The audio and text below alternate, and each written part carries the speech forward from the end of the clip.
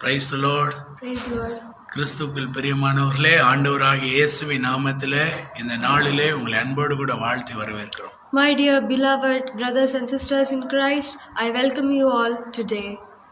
கர்த்தர் இந்த நாளிலே உங்களை ஆசீர்வதிப்பார். Even God is going to bless you today. இந்த நாளில் ஒரு சிறு கவியை பாடி தேவனுடைய வார்த்தைக்குள்ளாய் கடந்து செல்வோம். Let me start by singing a small chorus.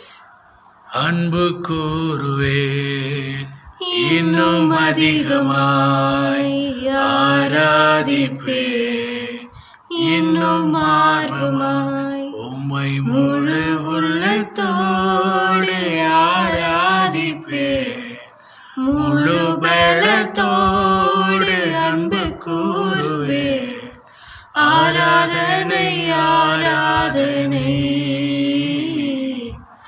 ஆராதனை ஆராதனை. அன்பின் பரலோக பிதாவே, My dear God, இந்த நாளிலே என் அன்பு தேவ பிள்ளைகளோடு கூட இடைப்படும். even today communicate with my dear beloved people. இயேசுவின் நாமத்தில் பிதாவே, In the name of Jesus. Amen. Amen. இந்த நாளிலே தேவனுடைய வார்த்தைக்கு நேராக நாம் கடந்து செல்லலாம். Let us get into God's words today. ரோமர் 13 அதிகாரம் 8வது வசனத்திலே வாசிக்கும் பொழுது, In Romans 13 chapter verse 8, when ஒருவரிடத்தில் ஒருவர் அன்பு கூறுகிற கடனே அல்லாமல் மற்றொன்றிலும் ஒருவனுக்கும் கடன் படாதிருங்கள். the scripture says, "Owe no one anything except to love one another, for he who loves another has fulfilled the law." ஒருவரிடத்தில் ஒருவர் அன்பு கூற வேண்டும் என்று சொல்லி ஆண்டவருடைய வார்த்தை சொல்கிறது. The Lord's word says, "Owe no one anything except to love one another." இது ஒரு கடனாக இருக்கிறது என்று வேதம் சொல்கிறது. It is like a debit, the Bible says. அப்ப இந்த நாளிலே நாம் எதற்காக கடனாளிகளாக இந்த உலகத்திலே வாழ்கிறோம்? So for what are we living as debtors in this world? சிலர் அநேக கடன் சுமைகளினாலே பணத்தை வட்டிக்கு வாங்கி ஜனங்கள் கடனினாலே தவிக்கிறார்கள். There are so many people who get their money for interest and they are in complete debits and they suffer a lot. சிலர் திருமணத்திற்கு போய் மொய் வைத்து பதிலுக்கு மொய் வைக்க வேண்டும் என்று சொல்லி அதிலே மொய்க்கு மொய் செய்ய வேண்டும் என்று கடன் படுகிறார்கள். There are some people who are, if they go for a wedding, they have to pay, and to pay back in return, they get debits. சில ஜனங்கள் பழி வாங்குவதிலே அவர்கள் கடனாளிகளாக, இவன் கொன்று விட்டான் ஆகவே இவனை நான் கட்டாயமாய் கொள்ளுவேன் என்று துன்மார்க்கன் சுத்துகிறதை பார்க்கிறோம். So the people who are ungodly, they're like they have debits for in the order to take revenge. They always wanted to avenge someone. So they are being as a debitors for all those revenges. ஆனால் வேதம் சொல்லுகிறது ஒருவரிடத்தில் ஒருவர் அன்பு கூறுவதற்கு தான் நாம் கடனாளிகளாக இருக்க வேண்டும். But Bible says we must be as debitors for loving each and other. ஆனால் இன்றைக்கு ஒரு அரசியல்வாதிகள் என்ன செய்கிறார்கள், இந்த முறை அவர்களை பழி வாங்க வேண்டும் என்று சொல்லி இவர்கள் ஆட்சிக்கு வரும் பொழுது அவர்களை பிடித்து ஜெயிலில் போடக்கூடியவர்களாக இருக்கிறார்கள். But what do the rulers nowadays do? So in order to take a revenge, they just take the people who always ruled and they put them in jails. இன்றைக்கு தேவனாகிய கர்த்தர் அவரிலே நாம் அன்பு கூறும்படியாக நாம் அழைக்கப்பட்டிருக்கிறோம். So God has called us to love one another. தேவன் நம்மை அன்பு கூர்ந்தபடியினாலே, ஜனங்களை நேசித்தபடியினாலே நாமும் தேவ பிள்ளைகளை நேசிக்கக்கூடியவர்களாக இருக்க வேண்டும். So as God loved us, so even we are being the same. We have to be the same debtors and we have to love each other in the same way as God loved us. அவர் முந்தி நம்மேல் அன்பு கூர்ந்தபடியினாலே நாமும் அவரிடத்தில் அன்பு கூற கடனாளிகளாக இருக்கிறோம். Only because he loved us at the first, even we are debtors to love him back. ஒருவரிடத்திலே ஒருவர் அன்பு கூறுவதிலே நாம் கடனாளிகள். So we are debtors in loving each and other. இந்த நாளிலே அன்புக்குரிய தேவனுடைய பிள்ளைகளே, Even today, my dear beloved people of God, ஒருவரிடத்திலே ஒருவர் சாந்தமாய் நடந்து கொள்ள வேண்டும். we have to be in calmness with each other. Hallelujah. Hallelujah. ஒருவரை மதிப்பதிலே நாம் முன்பாக ஒருவரை ரொம்ப மேன்மையாக எண்ண வேண்டும்.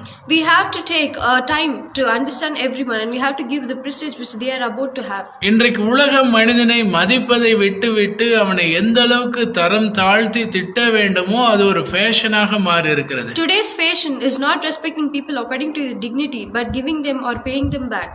ஒருவருக்கு செலுத்த வேண்டியவைகளை நாம் திரும்ப யாரிடத்திலே கடன் வாங்கினோமோ அந்த கடனை நாம் திருப்பி செலுத்த வேண்டும். We have to pay back the debit which we have got from another people.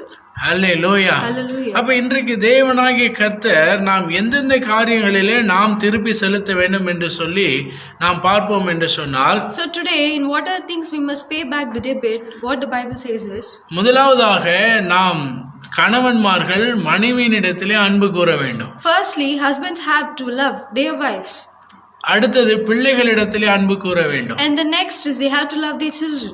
பெற்றோர்களிடத்திலே அன்பு கூற வேண்டும். We must love our parents. இவர்களிடத்திலே அன்பு கூறாதபடி Unless we show our love to them, உலகத்திலே வேற மனிதர்களிடத்திலே நாம் அன்பு கூறுவதிலே வேதம் அதை ஒப்புக்கொள்வதில்லை. The Bible does not agree with that. We love another people who don't belong to us. We always love the worldly people. பிசாசானவன் ஒவ்வொரு நாளும் கடன் வாங்கும்படியாக இந்த நாளிலே பிள்ளைகளை கடன் வாங்கி ஒரு கடனிலே ஒரு நுகத்தை வைக்க வேண்டும் என்று மிக ஆவலாக அவன் இருக்கிறதை பார்க்க. Satan is trying and he is very eager waiting to put you into debits. Phone call வரும், அந்த ஃபோன் கால் அட்டெண்ட் பண்ணா உங்களுக்கு கடன் வேணுமா அப்படின்னு சொல்லி கேட்பாங்க. Once you ring the phone, you pick it and what the question they tell is that we are debiting you, do you want to have it? உங்களுக்கு 1 லட்சம் ரூபாய் நாங்க கடன் தர போறோம், 2 லட்சம் ரூபாய் கடன் உங்களுக்கு நான் கொடுக்க போறோம், நீங்க வாங்கிக்கிறீங்களா என்று சொல்லி கேட்பார்கள். There are people who ask us, they tell us that we are going to give you 1 lakh, we are giving you 2 lakhs, are you ready to get the debit? அப்ப அந்த கடன் வாங்கும் பொழுது அந்த கடன் யார் கொடுக்கிறாரோ அவர்களுக்கு நாம் அடிமைகளாய் மாறுகிறோம். So once when we get the debits from them, we become the slaves of them, all those who give us, who debit us. அப்பொழுது அந்த கடன் கொடுத்தவன் கடன் வாங்கினவனை அடிமைப்படுத்தி அவனுடைய மனம் போல அவன் என்ன செய்கிறான் என்று சொன்னால் ஒரு நீண்ட காலமாக தேவனுடைய சமூகத்தை விட்டு பிரிக்கக்கூடியவனாக அந்த கடன் கொடுத்தவன் அடிமைப்படுத்துகிறான். Meanwhile, the one who has given us the debit, he makes the one who has got the debit completely as a slave. He puts him under the bondage. இதை கேட்கிறேன் அன்பு தேவனுடைய பிள்ளையே. My dear beloved, உன்னுடைய வாழ்க்கையில நீ வாங்கின கடன்களை முதலாவதாக செலுத்தும்படி நீங்கள் திட்டமிட வேண்டும். So you must plan in your life to pay back all the debits which you have got. சிலர் கடனை வாங்கி வேற கடனை அடைப்பதற்கு புதிய கடனை வாங்கி இங்கே அடைப்பார்கள், மறுபடியும் இன்னொரு கடனை வாங்கி அங்கே அடைப்பார்கள்.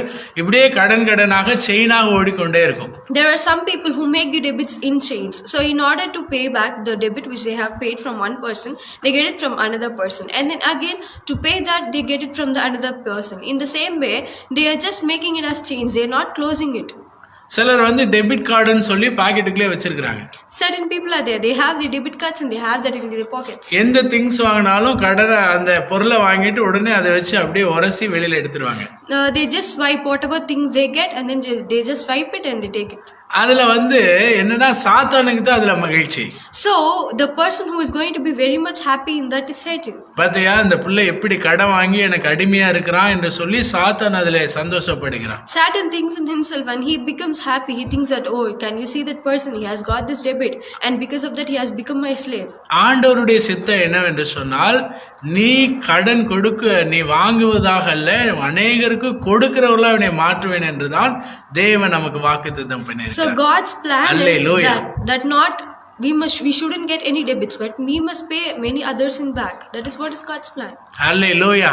உங்களை கொடுக்கிறவர்களாக தேவன் மாற்ற விரும்புகிறார். God wants to make you or to change you as giving people. ஆனா கடன் கொடுத்து வட்டி அவன் திரும்ப கொடுக்க வேண்டும் என்று எதிர்பார்க்கிறவர்களாக அல்ல. But not the one who are very much interested to get to ask them interests. நாம் தேவனுடைய சமூகத்திலே நம்மை எஜமானனாக தேவன் மாற்ற விரும்புகிறார். So in God's presence he wants to make us as owners.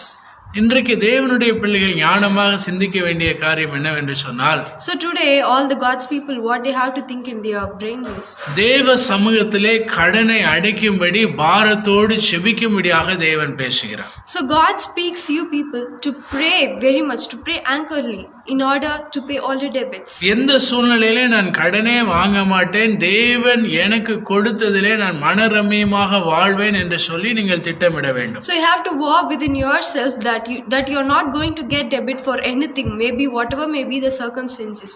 தேவ சமூகத்திலே நீங்கள் அதிகமாக தேவன் கொடுக்கக்கூடிய நன்மைகளுக்காக நீங்கள் செபிக்க வேண்டும். You have to pray to God for everything. தேவ சமூகத்திலே நாம் திருப்தியாக இருக்க பழகிக் கொள்ள வேண்டும். We must be content in God's presence. பிலிப்பியர் 4:11 பவுல் சொல்லும் பொழுது, in Philippians 4:11 when Paul says, எந்த நிலைமையிலும் மன ரம்மியமாக இருக்க கற்றுக்கொண்டேன் என்று பவுல் சொல்லுகிறார். Paul says that he is ready to take out in every condition. அப்ப இந்த நாளில சிலர் நல்லா என்ன செய்யணும், நல்லா ஏசில படுத்து தூங்கினா தான் தூக்கம் வரும். So nowadays in certain people, only when they sleep under AC, they'll have good sleep. எனக்கு நல்ல காலையில டிஃபன் வேணும், மதியானத்துல அந்த சாப்பாடு வேணும், இந்த சாப்பாடு, அப்பதான் நான் திருப்தியாக இருப்பேன். They order that afternoon, I need this food.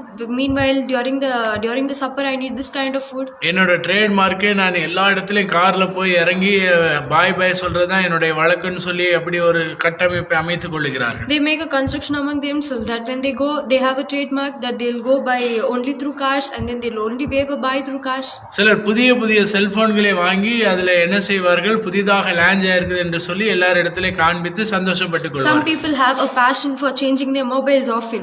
இதெல்லாம் மேலும் மேலும் கடன் சுமையை அமுத்தக்கூடியதாக காணப்படுகிறது. All these things are going to be something which increases your bondage of debit. ஆனால் வேதம் என்ன சொல்லுகிறது, ஒருவரிடத்திலே ஒருவர் அன்பு கூறுகிற கடனே அல்லாமல் வேற எந்த விஷயத்திலும் நீங்க கடன் படக்கூடாது என்று கர்த்தர் சொல்றார். But what Bible says is that you must be debited in order to love one another, but not in this kind of things. அப்ப கடன் இல்லாமல் வாழ என்ன செய்வது என்று வேதம் சொல்லுகிறது. So what should we do in order to live without debit? நாம் கடன் இல்லாமல் வாழ்வதற்கு சேமிக்க பழகிக் கொள்ள வேண்டும். So Bible says that we must learn to save. வேதம் சொல்லுகிறது, சோம்பேறியே நீ எறும்பினிடத்திலே போய் கற்றுக்கொள் என்று வேதம் சொல்லுகிறது. Bible says just go and learn from the ant. அல்லேலூயா. இன்றைக்கு தேவனுடைய பிள்ளைகள் நிச்சயமாக அநேக காரியங்களுக்கு நாம் சேமிப்பது மிக முக்கியமாக இருக்கிறது. Today, my dear beloved people of God, it is very essential for us to save.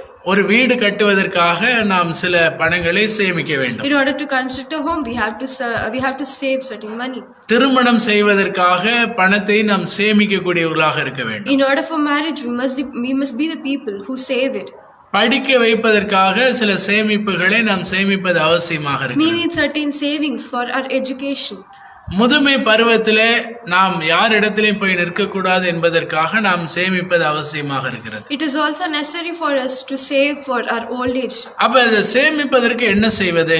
So what should we do to save? வாங்குகிற சம்பளத்துல in the amount which we get, அதுல 10% முதலாவதாக கர்த்தருக்கு கொடுக்க வேண்டும். In that 10% you have to pay to God. தேவனுக்கு முதலாவதாக அந்த 10% கொடுத்ததற்கு பின்பாக after you give the 10% to God, 20% சேமிக்க வேண்டும். The rest 20% you have to put it under savings. ஒரு உதாரணத்திற்கு, for example, 10,000 ரூபாய் சம்பளம் வாங்குகிறோம் என்று if சொன்னால், you have salary of 10,000, 1000 ரூபாய் தேவனுக்காக அதை என்ன செய்யணும், தசமமாக எடுத்து வைத்து விட வேண்டும். we have to give offering to God. மீதி 9,000ல் 2,000 ரூபாய் எதிர்காலத்திற்காக சேமிக்க வேண்டும். And in the rest 9,000 we have to take and keep 2,000 for our savings. 10,000 ரூபாய் மாதத்திலே தேவையான செலவிற்காக எடுத்து வைத்துக் கொள்ள வேண்டும் கையிருப்பாக. And as 1,000 rupees we have to take and we have to keep it for the rest of the month. நீங்கள் வாங்குவதிலே நீங்கள் 6,000 ரூபாயை மாத்திரமே எடுத்து செலவு செய்ய பழகிக் கொள்ள வேண்டும். So you have to learn to spend only the 6,000. அந்த 6,000 ரூபாய்க்குள்ளாக எந்த அளவிற்கு நீங்கள் செலவை நீங்கள் முடக்க முடியுமோ அடைக்க முடியுமோ அந்த அளவுக்கு உங்களுடைய வாழ்க்கையை வாழ கற்றுக்கொள்ள வேண்டும். Only with that 6,000 you have to learn to live your life. அப்ப தவறான புரிந்து கொள்ளுதல் நடத்தைகள் என்ன, எனக்கு 10,000 ரூபாய் சேலரி வருகிறது, ஆகவே நான் என்ன செய்யறேன்னா 10,000 ரூபாய்க்கு கடனை கட்டிட்டு இன்னும் 5,000 வெளியில கடனை வாங்கி நான் லைஃபை மூவ் பண்றேன். நிறைய பேர் அப்படி தவறாக புரிந்து கொண்டு கடன் மேல் கடனில் சிக்கிக் கொள்கிறார். So the wrong understanding is, what we think is that I have 10,000 now, and with this whole 10,000 I'll pay it for the debit, and I'll get another 5,000 from another people as debit, and then I'll run my life. This is the wrong understanding in our life through which we lead. தேவன் நமக்கு ஞானத்தை கொடுத்திருக்கிறார். God has given us wisdom. ஹல்லேலூயா. ஆண்டவர் என்ன சொல்லுகிறார்? What does God say? அவர் 10 தாலந்தை கொடுத்து செல்லுகிறார். He gives 10 talents. அவன் 5 தாலந்தை வாங்கினவன் 10ஆக மாற்றுகிறான். In that the one who got 5, he multiplied it into 10. 2 தாலந்தை வாங்கினவன் 4ஆக மாற்றுகிறான். The one who got 2, he multiples it to 4. 1 தாலந்தை வாங்கினவன் மண்ணிலே புதைத்து போடுகிறான். The one who got only 1, he just puts it under the soil. அவனை பார்க்கும் பொழுது அவனை ஆண்டவருக்கு சந்தோஷம் வரல, அவனை பார்க்கும் பொழுது ஆண்டவருக்கு கோபம் தான் வருகிறது. When God sees that man, he doesn't feel happy for him, but instead he has anger over him. இந்த நாளில் அப்படித்தான் வாங்கக்கூடிய சம்பளத்தை அதை மண்ணிலே புதைக்கக்கூடிய ஜனங்களை பார்க்கும் பொழுது அந்த மண்ணாகிய உலகத்தில் எல்லாத்தையும் வேஸ்ட் பண்ற பிள்ளைகளை ஆண்டவருக்கு பிடிக்காது.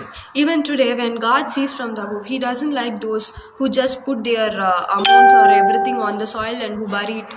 தேவனுடைய ராஜ்யத்திலே முதலாவதாக விதைக்க கற்றுக்கொள்ளுங்கள். So first we have to learn to plant it into the Lord's kingdom. அடுத்தது உங்களுடைய குடும்பத்தை நேசிக்க கற்றுக்கொள்ளுங்கள். And then you have to learn to love your family. ஒருவரிடத்திலே ஒருவர் அன்பு கூற பழகிக் கொள்ளுங்கள். You have to learn to love one another. அடுத்தது உங்களுடைய முதியோர்களுக்கு உதவி செய்ய நீங்கள் கற்றுக்கொள்ள வேண்டும். And then you have to learn to help the old people within your family or anything. தகப்பனையும் தாயையும் கனம் பண்ணும்படியாக ஆண்டவர் சொல்லுகிறார். God tells to honor your father and mother. இவர்களை நீங்கள் முதன்மையாக அவர்களுக்கு செய்ய வேண்டிய கடமைகளை நீங்கள் செய்வதிலே நீங்கள் மிகவும் அதிலே ஆர்வமுடையவர்களாய் காணப்பட வேண்டும். You should be very sensitive in making or in giving them everything which they need, satisfying their needs. இந்த ஜனங்கள் மேல்தான் தேவன் பிரியமாக இருக்கிறார். God loves and He wishes only all those kind of people. அப்ப He likes only them. உலகத்திலே கடன் படுகிற ஜனங்கள், உலகத்திலே கடனை கட்டுகிற ஜனங்களை பார்க்கும் பொழுது தேவனுக்கு கோபம் மாத்திரமே வருகிறது. So when God sees from above the people who are getting debits, He only gets angered over them. சிலர் பெருமையாக சொல்லுவார்கள், எனக்கு 80,000 ரூபாய் சம்பளம் வருகிறது, ஆனால் வீட்டிற்கு வந்து 10,000 ரூபாய் தான் நான் கொண்டு வரேன், மீதி எல்லாம் கடனை கட்டுறேன்னு சொல்லி. There are some people who proudly tell that they have their salary of 80,000 and then they bring only 10,000 to their homes. The rest of the amount they pay it as a debit. அதனால எந்த விதமான சந்தோஷமே தேவனுக்கு இல்லை. So there is no happiness for God in that. தேவனுக்காக நீங்கள் என்ன செய்ய வேண்டும்? தேவனுக்கும் உங்களுடைய குடும்பத்திற்கும் முதன்மையானவைகளை கொடுத்து அதற்கு பின்பு மீதியானவைகளுக்கு நீங்கள் செலவு செய்து கொள்ளலாம். So what you have to do is to give half of the amount to God, the rest of the amount to your family, and then that is what God wishes to do. ஒருவரிடத்தில் ஒருவர் அன்பு கூறுகிற கடனே அல்லாமல் வேறு எதிலையுமே நீங்கள் கடன் படக்கூடாது என்று வேதம் சொல்லுகிறது. There shouldn't be any other woe to you unless loving each another. That is the only debit which God has promised. அப்படி இந்த நாளிலே கர்த்தர் நம்மோடு கூட பேசுகிறார். So today God speaks to us. ஒருவேளை நம்ம ஃபேஷன் பார்த்து இன்னைக்கு என்ன அடுத்த ஃபேஷன் என்ன அது மேல நம்ம அன்பு கூர்ந்து அப்டேட்டா பொருள்களை வாங்கி குவிக்கிறோமா? So just think over, testify yourself. So are we like that? Are we according to the recent trends and we change everything according to that? அடுத்தது ஃபைனான்ஸவே சார்ந்து இன்னைக்கு எவ்வளவு ஃபைனான்ஸ் கொடுப்பாங்க, இன்னைக்கு யாரு கடன் கொடுக்கறதுக்கு நம்மளை கூப்பிடுவா, பேங்கா போய் கடன் யாரு தர்றாங்கன்னு பார்த்து வாழ்ந்துட்டு இருக்கிறோமா? So are you looking for the debitors who are giving the debits? அல்லது வேற யாராவது நபர்கள் கொடுப்பார்கள் என்று சொல்லி உலக மனிதர்களை நோக்கி பார்த்து கொண்டிருக்கிறோமா? Or are we looking at the worldly people whom you put your trust on, that they will give you debits? அல்லது தகப்பன் தாயினிடத்துல எனக்கு நீ சொத்து கொடுக்க வேண்டியது இருக்கிறது கொடு என்று கழுத்தை நெரித்து அவர்களை சண்டை போட்டு கொண்டிருக்கிறோமா? Or are we screwing our parents? Are we taking up their necks and asking them to give us all the assets which they are supposed to give us?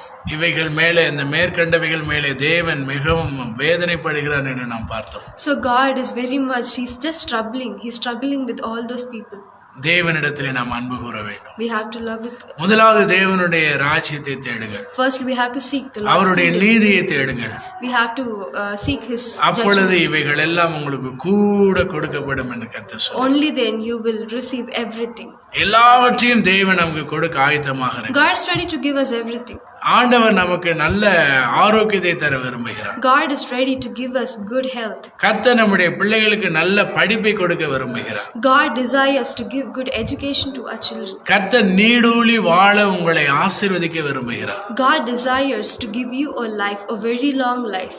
அப்ப தேவன் சொல்லுகிற வார்த்தைக்கு நாம் கீழ்ப்படிய வேண்டும். So we have to obey God's words. ஒருவரிடத்தில் ஒருவர் அன்பு கூற வேண்டும். We must love one another. இந்த கடன் படக்கூடியவர்களை எல்லாம் நீங்கள் பார்க்கும் பொழுது So if you see all those people with அவர்கள் debits, மிகுந்த எரிச்சலுடையவர்களாய் காணப்படுவார்கள். they are always with some kind of thing within themselves. அவர்கள் குடும்பத்திலே சமாதானம் இல்லாதவர்களாய் காணப்படுவார்கள். They show some hesitation. They don't have any peace within their family. காரணம் என்னவென்று சொன்னால் What is the reason? கடன் பிரச்சனையினாலே அவர்கள் மாட்டி சிக்கொண்டு இருக்கிறார்கள். Only because of the pressure of the debits which they have. ஆகவேதான் அவர்களால் குடும்பத்தை நேசிக்க முடியவில்லை. Only then they are not able to love their family. ஊழியத்தை நேசிக்க முடியவில்லை. They are not ready to love the ministry. தேவனை அன்பு கூற முடியவில்லை. And they are also not ready to love God. இதற்கெல்லாம் என்ன காரணம்? What is the reason for all this? தேவையில்லாமல் சிக்கிக்கொள்ளக்கூடிய கடன் பாரங்கள். All those debits which are unnecessary to you. தேவ சமூகத்திலே ஜெபியுங்கள். Pray in God's presence. Debit கார்டுல நான் யூஸ் பண்ண மாட்டேன்னு ஒரு தேவ பிள்ளைகள் யங்ஸ்டர்ஸ் எல்லாம் நீங்க எல்லாம் ஒரு தீர்மானம் பண்ணுங்க. All the youngsters, you should make a vow within yourself that you are not going to use debit cards. கர்த்தர் உங்களுக்கு என்ன சம்பளம் தருகிறார் அதுல 10ல 1 முதல்ல தேவனுக்கு கொடுங்க. So in the thing which God gives you, take your salary and in that take 1% to God. 20% நீங்க எதிர்காலத்திற்காக சேமித்து வையுங்க. Over the 10, another 20 you may save it for your future. 10% உங்களுடைய கையிருப்பாக வைத்துக் கொள்ளுங்க. Take 10 as your own belongings. அந்த 10% கையிருப்புல தான் நீங்க daily போகும்போது பெட்ரோல் வேற இதர செலவுகள் அதெல்லாம் அதை தான் நீங்க அந்த மந்த் ஃபுல்லா யூஸ் பண்ணிக்கணும். With that 10 you are going to use for your everyday needs. மீதி இருக்கக்கூடிய அந்த 60% தான் உங்களுடைய செலவினங்களை எல்லாம் நீங்கள் உள்ளடக்கிக் கொள்ள வேண்டும். Only with that 60 you have to put all your expenses in down. அப்படி நீங்கள் வாழும் பொழுது உங்களுடைய வாழ்க்கை மிகவும் ஆசீர்வாதமாக இருக்கும். So if you live in that way, your life is going to be a very big blessing. உங்களுடைய கடன் பாரங்களிலிருந்து இயேசு இன்று விடுதலையாக்கும்படியாக விரும்புகிறார். So God is willing to redeem you from all. உங்களுக்காக நான் ஜெபிக்க விரும்புகிறேன்.